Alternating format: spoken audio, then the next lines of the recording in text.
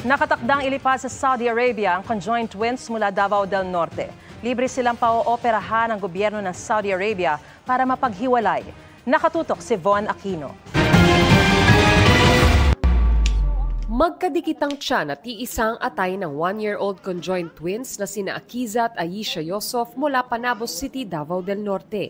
Ayon sa kanilang ina, pagkasilang sa mga anak noong December 2022, humahanap na sila ng tulong para mapaghiwalay ang dalawa. Sobrang hirap po ma'am, lalo na po pag nagkakasakit po sila. Kasi sabay-sabay po. Minsan po naiisip ko po na sumurrender, yun po, pero hindi ko po talaga ginawa.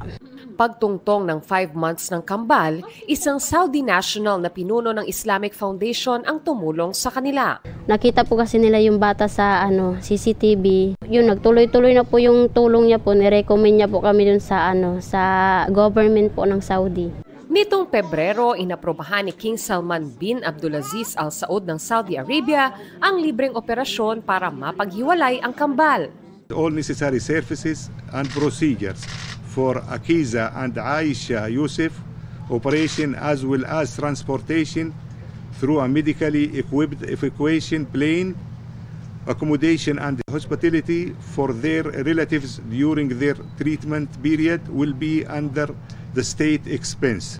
Sobrang nagpapasalamat po ako sa kanila. Sobrang saya ko po. We support this humanitarian action of the Royal Embassy of Saudi Arabia and the Kingdom of Saudi Arabia very much.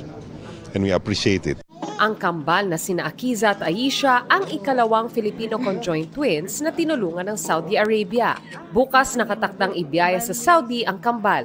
Para sa GMA Integrated News, Von Aquino, nakatutok 24 oras. Mga kapuso, patuloy na tumutok sa mga balita, mag-subscribe sa GMA Integrated News sa YouTube.